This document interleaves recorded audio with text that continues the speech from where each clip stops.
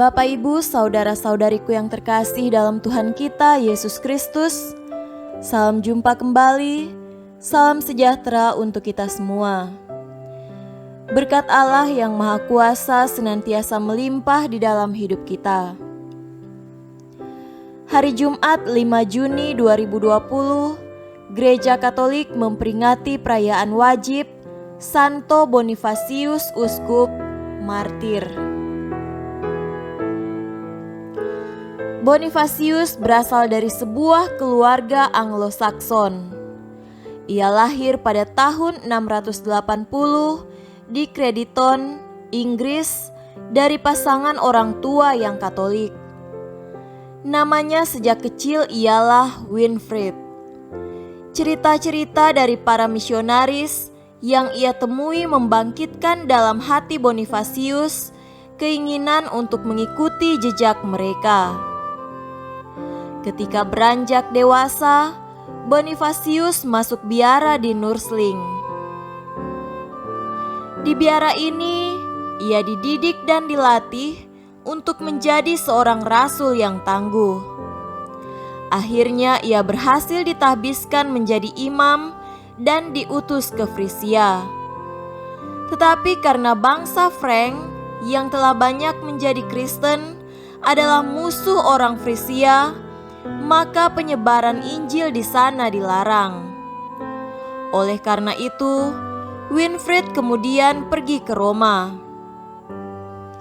Oleh Paus Gregorius II, ia diterima dengan baik dan diberi nama baru, yaitu Bonifasius.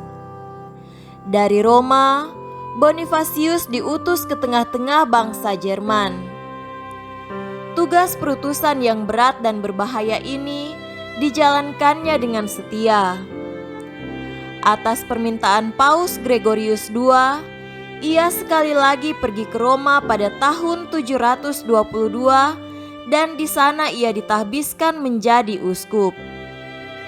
Setelah itu, Bonifasius kembali ke Jerman sebagai utusan Sri Paus untuk melayani gereja di sana. Ia mendirikan banyak gereja dan biara, serta mengadakan pembaharuan hidup rohani umat dan para imamnya. Pada usianya yang lanjut, ia sekali lagi pergi ke Frisia bersama beberapa imam untuk menerimakan sakramen Krisma. Tetapi di daerah Dokkum, Bonifasius bersama imam-imam itu diserang segerombolan orang-orang kafir. Para imam yang bersamanya dan orang-orang Kristen di tempat itu bertekad melawan serangan itu. Melihat hal itu, Bonifasius berkata, "Anak-anakku, janganlah berperang. Hari yang sudah lama kutunggu dengan penuh kerinduan akhirnya tiba juga. Biarlah Tuhan berperang melawan mereka." Bonifasius dengan para imam yang menyertainya dalam perjalanan itu dibunuh karena imannya bersama-sama 53 orang Kristen. Peristiwa ini terjadi pada tahun 754. Kemudian jenazahnya dibawa ke Fulda. Bonifasius dikenal sebagai pembawa perintah pewartaan Injil di Jerman dan dihormati sebagai pelindung negeri Jerman.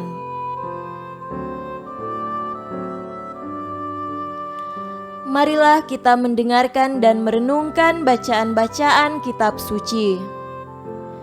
Bacaan pertama dari surat kedua Rasul Paulus kepada Timotius, pasal 3, ayat 10 sampai 17.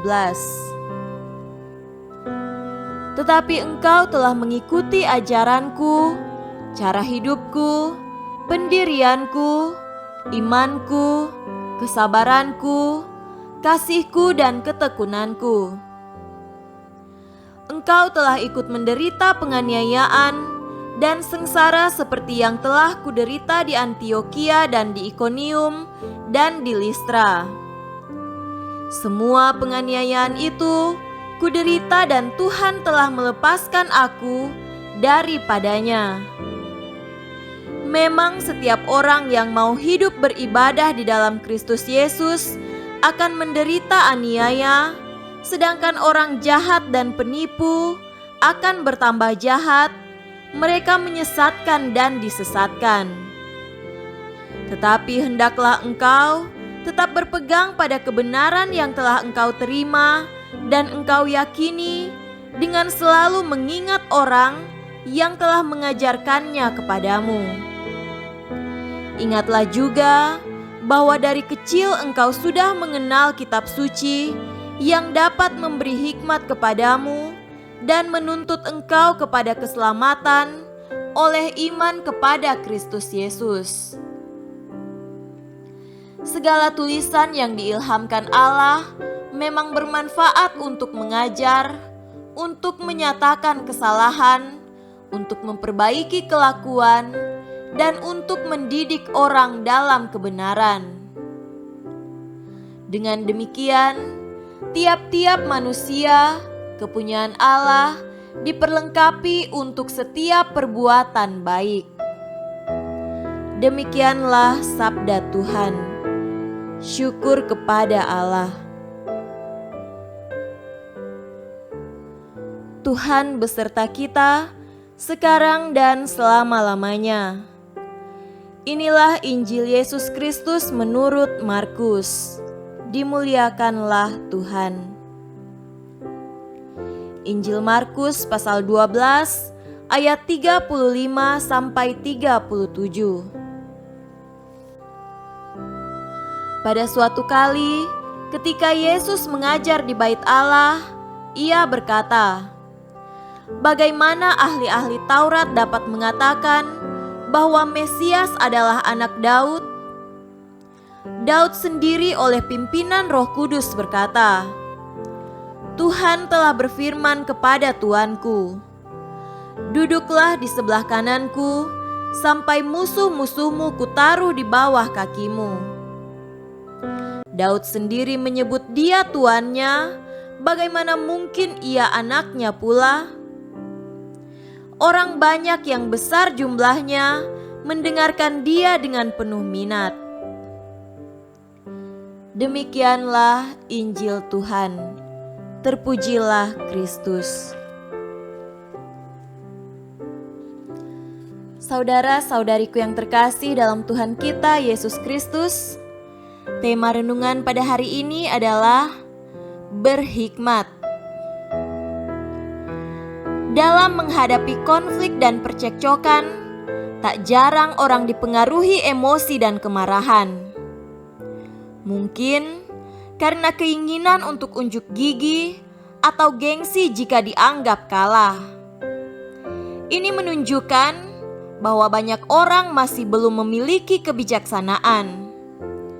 Perilakunya tidak bersumber dari hikmat Allah. Orang tersebut cenderung mendahulukan ambisi dan egonya sehingga kesulitan di dalam menghadapi suatu konflik. Mereka lupa bahwa sebagai orang beriman, sebaiknya mendasarkan kata-kata dan tindakannya pada hikmat Allah. Saudaraku yang terkasih, dalam bacaan Injil pada hari ini, kita mendengarkan nada-nada konflik antara Yesus dan ahli Taurat.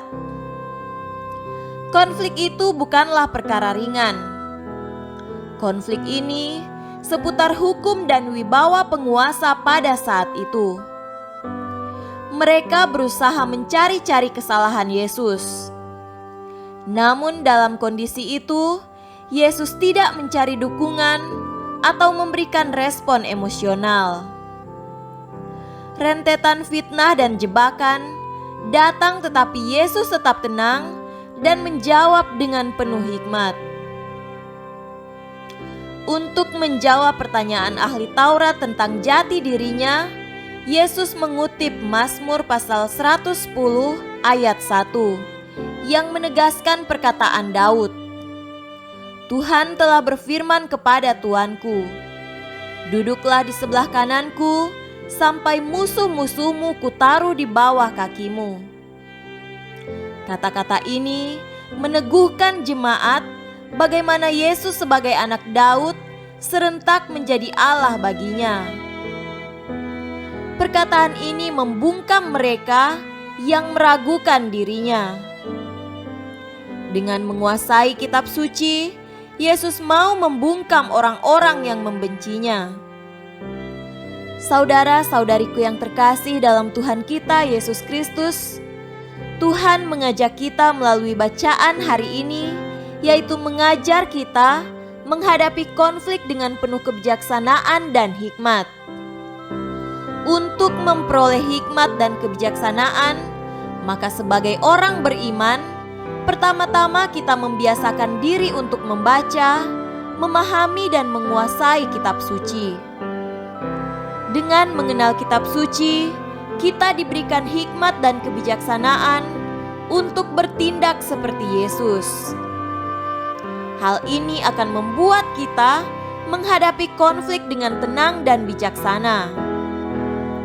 Kita tidak menonjolkan ego kita, namun menonjolkan kualitas iman akan Kristus. Kita tidak menonjolkan siapa yang menang dan siapa yang kalah, siapa yang benar dan siapa yang salah. Yang diutamakan adalah mencari solusi dan perdamaian, pemulihan dan kesatuan. Semoga demikian. Amin.